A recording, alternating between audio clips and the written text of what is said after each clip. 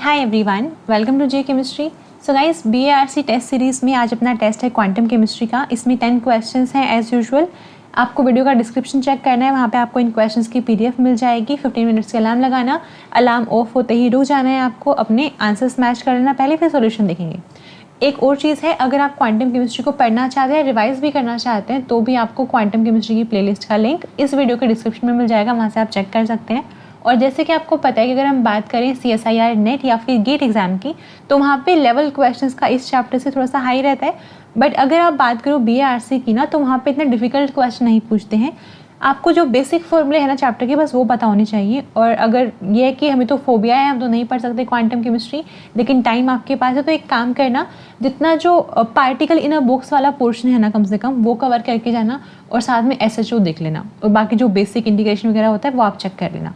तो पहली बार जाके अपने क्वेश्चन सॉल्व कर लो, आंसर से एक बार मैच करो, फिर सोल्यूशन देना स्टार्ट करेंगे। फर्स्ट क्वेश्चन का आंसर है ऑप्शन बी, सेकंड का बी है, third A, fourth B, fifth B, sixth A, seventh D, eighth C, ninth option D and 10th option C। इसमें से बहुत सारे क्वेश्चंस ऐसे हैं जो अभी BARC 2020 में पूछे गए थे। मैं आपको बताते हुए चलूँगी कौन से हैं। अभी स्टार्ट करते हैं सोल्यूशन देना क्वेश्चन नंबर 1 से। तो इसमें आपको एक फंक्शन गिवन है a into a minus x, और आपको बताना है कि नॉर्मलाइजेशन कांस्टेंट क्या होगा। तो हम ये मान लेते हैं कि जो ये फंक्शन है ना, नॉर्मलाइज करने के बाद इसका जो नॉर्मलाइजेशन कांस्टेंट आएगा उसको हम n मान लेते हैं। तो ऐसे करके अपना वेव फंक्शन हो जाएगा n into a minus x. हमने ये लेट कर लिया कि नॉर्मलाइजेशन कांस्टेंट n है, उसे मल्टीप्लाई करने के बाद ये अपना नॉर्मलाइज्ड वेव फंक्शन हो जाएगा।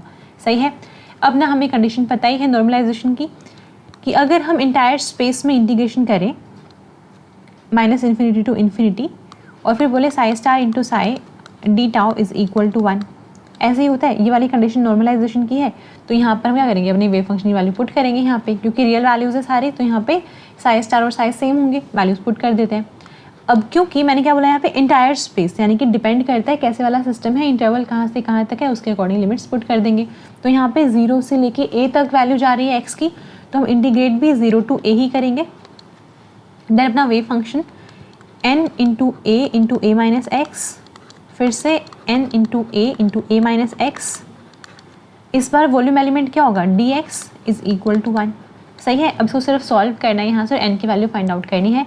अब n और a दोनों ही कांस्टेंट हैं, हम इंटीग्रेशन से बाहर निकाल सकते हैं इनको। तो n स्क्वायर इंटू ए स्क्वायर, यहाँ से n स्क्वायर हो गया और ये a स्क्वायर हो गया, तो हमने बाहर निकाले इंटीग्रेशन से। अंदर क्या बचेगा, a minus x into a minus x, जिसको हम बोल सकते हैं a माइनस एक्स का होल स्क्वायर।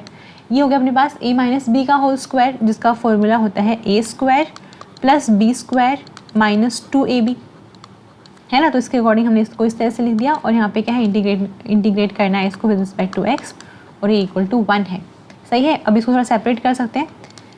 ये है n square a square, bracket लगाते हैं यहाँ पर। अब करेंगे इंटीग्रेट, 0 टू a करना है। पहले हमने लिखा a square dx plus 0 to a x square dx minus 0 to a 2ax dx is equal to 1। ठीक है। अब सॉल्व कर लो। ये हो जाएगा n स्क्वायर इंटू ए स्क्वायर, और यहाँ पर अगर हम बात करें तो a स्क्वायर तो कांस्टेंट है, इसको इंटीग्रेशन से बाहर लिख सकते हैं। यहाँ पे क्या है, 1 है। 1 का integration with respect to x क्या होगा, x ही हो जाएगा।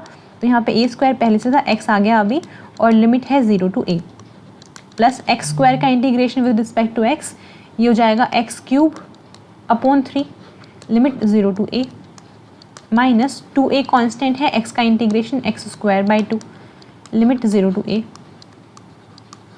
ऐसे इज इक्वल टू 1 हो गया। अब ना लिमिट पुट करते हैं, ये हो जाएगा x है ना, यहाँ पे a माइनस 0 a ही होता है, a into A square a cube. तो बाहर अपने पास ऑलरेडी है n स्क्वायर इंटू ए स्क्वायर, और अंदर हो गया यहाँ पे a cube plus a cube by 3, minus, देखो यहाँ पे हो जाएगा, ये 2 तो कॉमन ले सकते हैं बाहर निकाल के, 2 से 2 कैंसिल कर देंगे। ये हो जाएगा a square into a cube, ऐसे है, इज इक्वल टू 1 चल रहा है। a cube minus a cube तो 0 हो गया, ये बचा। सही है। अब यहाँ पे हम बोलेंगे इसको n square into a to the power 2 + 3 यानी कि 5 बाय में 3 इज़ इक्वल टू 1, और यहाँ से हम कह सकते हैं n² is equal to 3 upon a to the power 5 and n is equal to square root of 3 upon a to the power 5। ऐसे करके सॉल्व कर लिया, ऑप्शन बी मार्क कर देंगे। आगे देखो, इस वाले क्वेश्चन को ना ये थोड़ा सा ध्यान से पढ़ो और फिर देखो कौन से टाइप का सिस्टम है ये। तो यहाँ पर बोला गया है एक कोई मोलिक्यूल है जिसमें 5 एटम्स हैं और लेंथ है उसकी 1 नैनोमीटर। तो मैंने क्या किया, 5 एटम्स को, मान लो जो एटम है मैंने एटम को ए से रिप्रेजेंट कर दिया, उसमें 5 एटम्स हैं तो मैंने उनको इस तरह से दिखा दिया, ऐसे, यानी कि लीनियर है। ठीक है, लीनियर है। जैसे आप ये मान लो, मैं ये बोलना चाह रही हूँ यहाँ पे कि अगर हम कोऑर्डिनेट सिस्टम की बात करते हैं तो जो भी ये मोलिक्यूल है इसकी लेंथ दे रखी है 1 nanometre.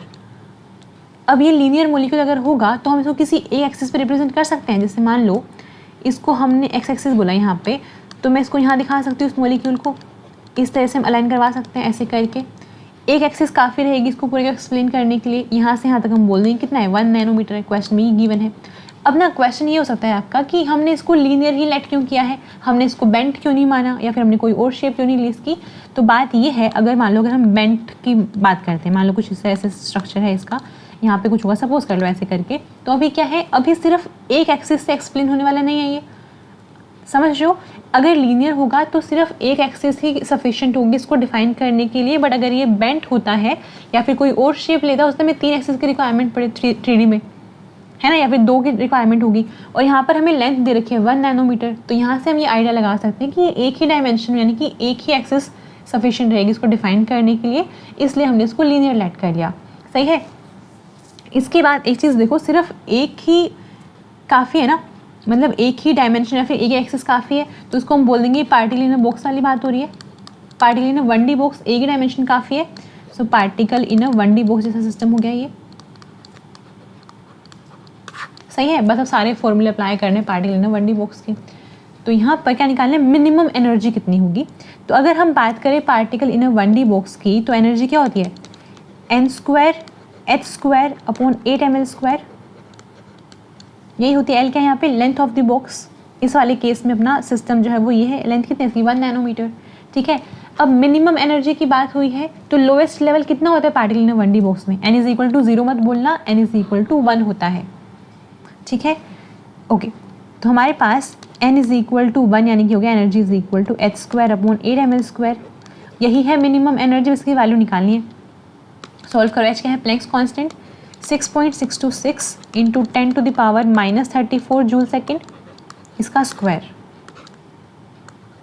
Divide by 8 into mass किसका, इलेक्ट्रॉन का, कितना 9.1 इंटू 10⁻31 किलोग्राम इंटू लेंथ का स्क्वायर करना है। अभी देखो यहाँ पे क्या है, नैनोमीटर है, इसको मैं मीटर में चेंज कर लेती हूँ। तो यहाँ पर ये हो जाएगा 1 नैनोमीटर = 10⁻⁻9 मीटर होता है, इसका स्क्वायर कर लेंगे। सही है।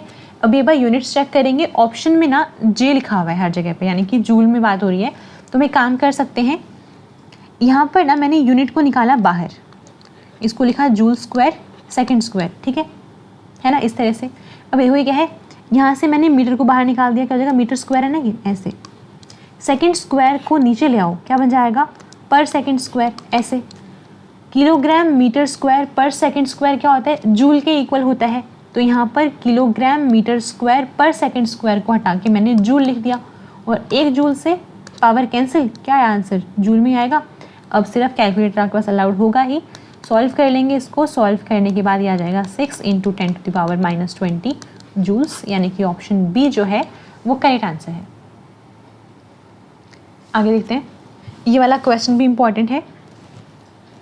क्यूबिक बॉक्स है एक, यानी कि सारी ही एजेस उसकी सेम होंगी, सारी साइड सेम होंगी, लेंथ कितनी है 1.2 नैनोमीटर। उसके अंदर ना 10 इलेक्ट्रॉन्स प्रेजेंट हैं। आपको simple particle in a box theory apply करके डेल्टा ई की वैल्यू फाइंड आउट करनी है for the first excited state of this system. इसमें ना कई सारे पॉइंट्स हैं जहाँ पे गलतियाँ हो सकती हैं। तो पहली बात तो ये है कि क्यूबिक बॉक्स है, यानी कि हम 3D बॉक्स की बात कर रहे हैं। सही है। 3D बॉक्स में अगर हम लेवल्स की बात करते हैं, ऐसे मत करना गलती से भी कि हमने कुछ इस तरह के लेवल्स बना दिए, n = 1, n = 2 ऐसे करके बना दिए। क्योंकि अगर हम 3D बॉक्स की बात करते हैं वहाँ पे डीजनरेसी का कॉन्सेप्ट आता है, तो वहाँ पे लेवल्स जो होते हैं वो डीजनरेट होते हैं, तो इलेक्ट्रॉन्स की फिलिंग भी डिफरेंट होगी। तो पहली बात तो इसी चीज़ का ध्यान रखना था। अभी कैसे होता है, सबसे पहले अपना लेवल रहता है 3D बॉक्स में, अगर हम बात करें 111, ठीक है, उसके बाद 112, इसी को मैं लिख सकती हूँ 121, इसी को मैं कह सकती हूँ 211, करेक्ट है, इस तरह से हम कह सकते हैं। इसके बाद नेक्स्ट लेवल होता है 122, जिसको हम 212 या फिर 221, एनर्जी सेम ही रहेगी, है ना, इस तरह से हम बोल सकते हैं। तो आपको ध्यान रखना है कि डीजनरेसी भी यहाँ पे फैक्टर है, तो उसको भूलना नहीं है। ऐसे हो गया। इसके बाद अगर हम नेक्स्ट लेवल की बात करते हो क्या 311 या 113 कर लो, यहाँ हमने लिखा 113, यहाँ पे 131 और यहाँ पे हो गया 311, एनर्जी सेम ही है, इस तरह से रहता है ना। अभी हमें इलेक्ट्रॉन्स फिल करने, कितने इलेक्ट्रॉन्स हैं, 10 इलेक्ट्रॉन्स हैं इन टोटल। तो यहाँ पर अपने पास एक है ये, तो मैंने 2 इलेक्ट्रॉन डाल दिए इसके अंदर।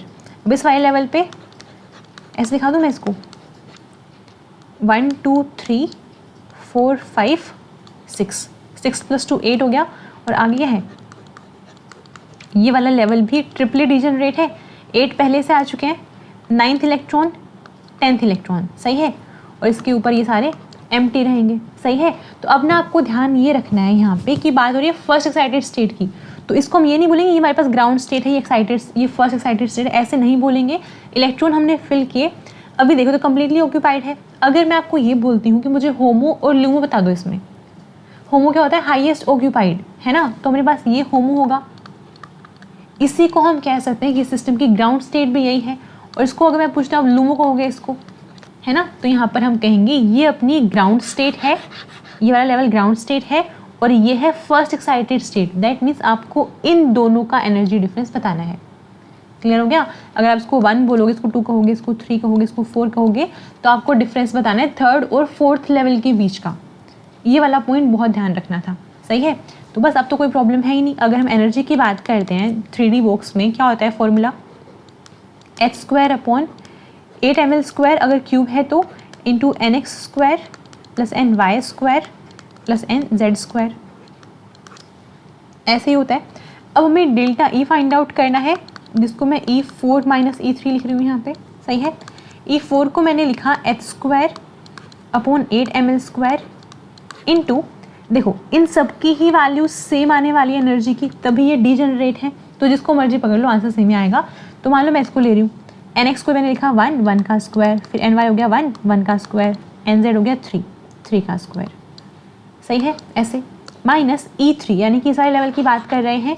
सो h² / 8ml², यहाँ पे मान लो इसको ले लिया हमने 1 2 2, तो ये 1 का स्क्वायर 2 का स्क्वायर देन 2 स्क्वायर, इस तरह से करके, और यहाँ से हमने कॉमन निकाल लिया h² / 8ml² इंटू 9 10 11 माइनस 4 4 8 + 1 9, ये कितना आया 2h² / 8ml², कट करके 2 1 2 4, ये ऐसे, सही है। ये तो अपने पास ऑप्शन है नहीं, सॉल्व करना पड़ेगा, अभी वैल्यूज़ रखनी है और सिर्फ नॉर्मल कैलकुलेशन बचे, कॉन्सेप्ट वाला पार्ट हमने कर लिया यहाँ पे। So delta E = h² / 4ml² है, h को मैंने लिखा 6.626 × 10⁻⁻34 joule second square divide bye 4 into mass कितना है इलेक्ट्रॉन का 9.1 × 10⁻31 किलोग्राम, इंटू में लेंथ है, लेंथ कितनी है 1.2 नैनोमीटर, इसको मैंने लिखा 1.2 × 10⁻⁹ मीटर। जैसे हमने पहले वाले क्वेश्चन में सॉल्व किया था ना, यूनिट कन्वर्जन इसमें करके दिखाया था, बिल्कुल वैसे यहाँ पे भी करेंगे। और ये पूरा सॉल्व करने के बाद आपका आंसर जूल में ही आएगा, और अगर आप कैलकुलेशन करोगे पूरी तो आंसर रहेगा 8.4 × 10⁻⁻20 जूल्स। ऑप्शन ए मार्क कर देंगे। आगे चलते हैं, 4th क्वेश्चन देखो। आपको बताना है डी ब्रोगली वेवलेंथ जो है एक पार्टिकल की, जिसकी काइनेटिक एनर्जी ई के है, वो कितनी होगी, यानी कि वेवलेंथ बतानी है in terms of kinetic energy. तो अगर हम बात करें डी ब्रोगली वेवलेंथ की, सिंपल सा रिलेशन है, वेवलेंथ = h/mv। mv क्या है, मोमेंटम है, इसको मैं h/p लिख सकती हूँ। अब ना हमें देखना है कि एनर्जी और मोमेंटम के बीच में क्या रिलेशन होता है। सो एनर्जी = p² / 2m होता है, सही है। यहाँ से मैं बोल सकती हूँ p² = 2 × m × e, यहाँ से p हो जाएगा 2 into M into E square root, सही है। इस p को उठा के यहाँ रख दो, ये हो जाएगा lambda is equal to h upon square root of 2m E. कौन सा ऑप्शन है? Option B. काइनेटिक एनर्जी को ई के लिख रहे हैं तो यहाँ पे ई के लिखा हुआ है, ई और सब्सक्रिप्ट में के, ऐसे है। ऑप्शन बी मार्क कर देंगे। फिफ्थ देखो, आपके पास 3 सिस्टम है ए बी सी। बताना है कि जो स्पेसिंग है उनके एनर्जी लेवल्स के बीच में, जो ए वाला सिस्टम है उसकी जो स्पेसिंग है वो इंक्रीजिंग एनर्जी का डिक्रीज करती है।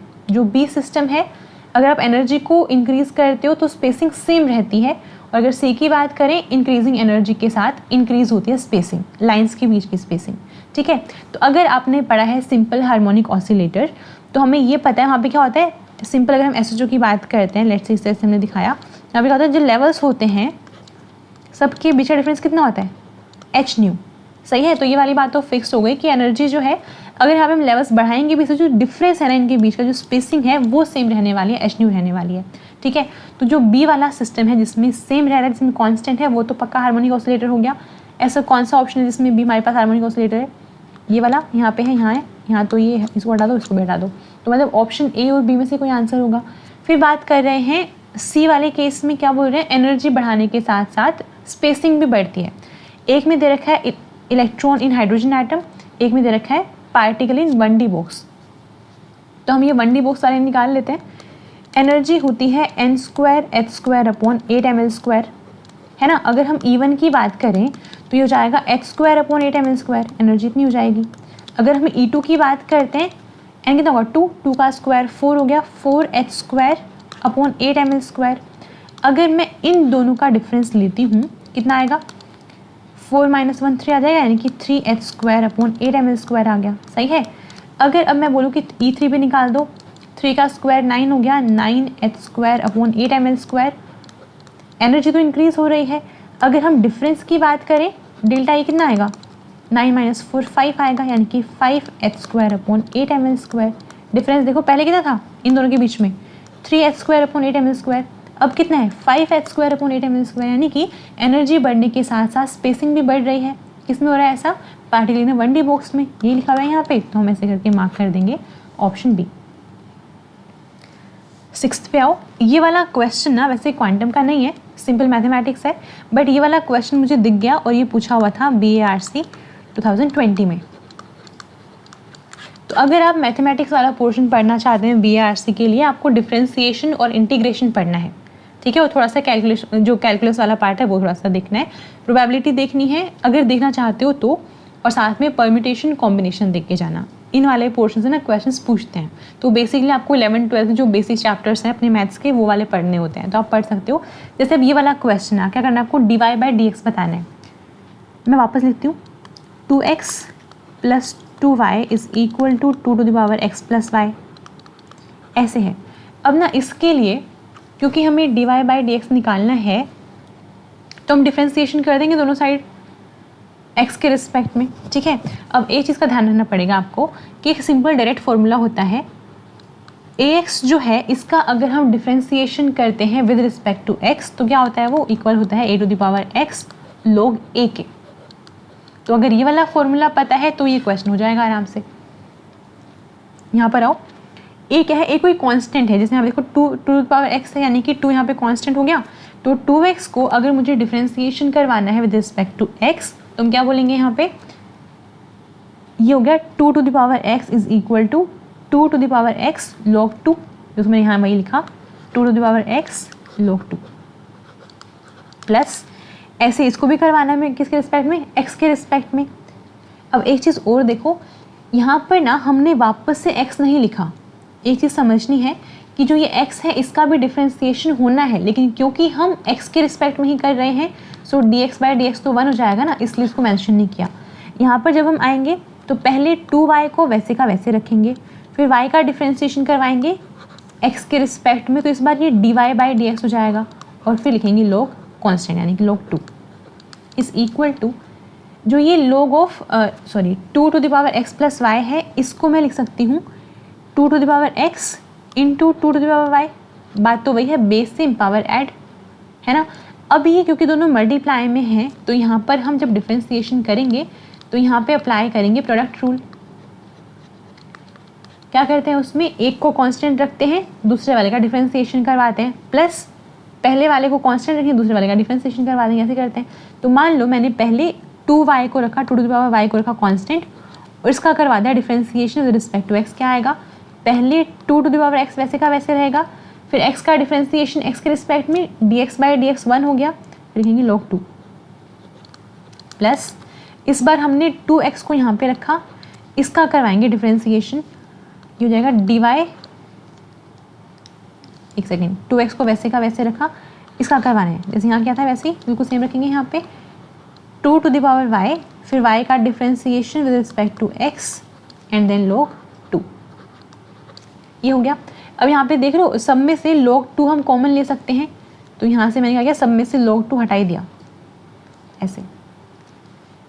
अब यहाँ पे क्या है, dy बाई dx है, यहाँ भी dy बाई dx है, इन दोनों को एक साइड ले लेते हैं, इसको इस तरफ ले जाते हैं, तो ये हो जाएगा 2 to the power y dy by dx, इसको इस तरफ लेकर आएंगे, minus 2 to the power x into 2 to the power y dy by dx is equal to 2 to the power y into 2 to the power x, इसको ले आओ इस तरफ, minus 2 to the power x। ठीक है, यहाँ से मैंने dy बाई dx ले लिया कॉमन, अंदर बचेगा 2 to the power y minus 2 to the power x, 2 to the power y is equal to 2x common ले लिया हमने, अंदर क्या बचेगा 2 to the power y minus 1। सही है, तो यहाँ से हम बोलेंगे कि dy by dx is equal to, इसको ऐसे डिनोमिनेटर में लेकर आ जाओ, ऊपर है 2 to the power x into 2 to the power y minus 1 upon, यहाँ से हम 2 to the power y common ले लेंगे, अंदर बचेगा 1 minus 2 to the power x। तो अपने अकॉर्डिंग आंसर ये होना चाहिए। ऑप्शन चेक करो, ऑप्शन मेरा जो ऑप्शन ए है वो मैच हो रहा है, लेकिन थोड़ा सा माइनस कॉमन लेना पड़ेगा, क्योंकि यहाँ पे 2y के आगे माइनस है, यहाँ पे 1 के आगे माइनस है, तो यहाँ से माइनस कॉमन निकाल लो। माइनस कॉमन निकालने से ये माइनस का हो गया, ये प्लस का हो गया, यहाँ माइनस कॉमन लेने से 1 माइनस का हो गया, ये प्लस का हो गया, माइनस से माइनस कैंसिल कर दिया, तो इसको हम लिख सकते हैं 2 to the power x into 1 minus 2 to the power y upon 2 to the power y into 2 to the power x minus 1। सही है, अब ये मैच कर रहा है ऑप्शन ए से, तो हम ऑप्शन ए टिक कर देंगे। आगे देखते हैं, ये वाला क्वेश्चन भी पूछा गया था BARC 2020 में। अब देख लो कोई कैलकुलेशन की नीड ही नहीं है। स्फेरिकल पोलर कोऑर्डिनेट में वॉल्यूम एलिमेंट क्या होता है, ये रहा r square dr sine theta d theta d phi, option D.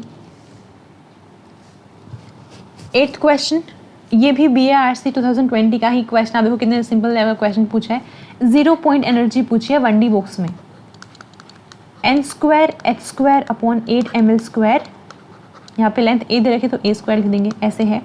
0 point energy, ध्यान रखना n इज इक्वल टू 0 हम नहीं लेंगे, n इज इक्वल टू 1 होती है लोएस्ट एनर्जी, सबसे नीचे वाला level n is equal to 1 है, उसके 1 होते ही energy is equal to h square upon 8 ml square, option C mark करेंगे।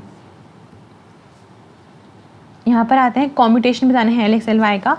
अभी देखो इसको निकालने का ना सिंपल सा मेथड देखो, ट्रिक है सिंपल।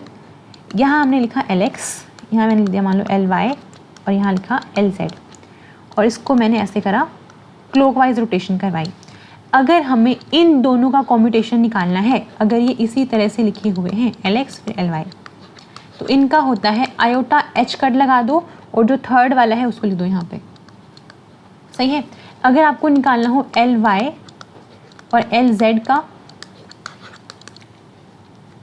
यहाँ पे देखो क्या ये ऐसे क्लॉकवाइज ऐसे चल रहा है ये, और वैसे लिखा हुआ है LY पहले लिखा है फिर LZ लिखा है, तो हमने देखा यहाँ पे कि ये दोनों तो क्लॉकवाइज डायरेक्शन में ही है, जो थर्ड बचा हुआ है ना उसको लिखेंगे, बस आगे क्या लगा देंगे, आयोटा H कट LX।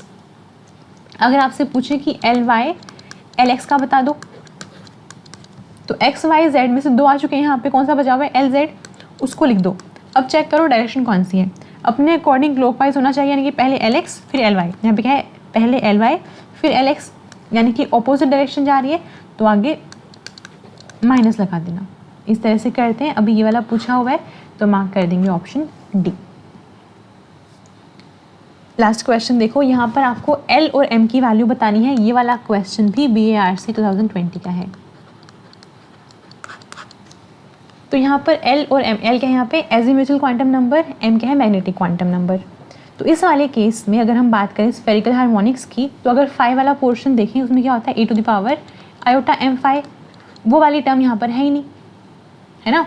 तो यहाँ से हम ये बोल सकते हैं कि ये वाली टर्म यहाँ पर नहीं है। अगर कंपेयर भी करें तो क्या बोलेंगे, एक चीज़ ध्यान रखो, अगर ये 1 के इक्वल है तो इसके होने ना होने से फ़र्क नहीं पड़ता, है ना। तो ये 1 कब होगा, 1 कब हो सकता है, ये आप ध्यान रखो। e⁻∞ होता है 0, e⁻0 होता है 1 के इक्वल, e⁻∞ होता है इन्फिनिटी के इक्वल, है ना। तो यहाँ पर हम ये कह सकते हैं कि अगर हम m को 0 कर देते हैं, अगर हम m को 0 कर देते हैं तो जाएगा e⁻0 यानी कि 1 के इक्वल। तो यहाँ से हम ये कह सकते हैं क्योंकि हमें स्फेरिकल हार्मोनिक्स में फाई वाला पोर्शन नहीं दिख रहा है, दैट मीन्स m की वैल्यू 0 रही होगी और फिर ये पूरी टर्म 1 के इक्वल हो गई होगी।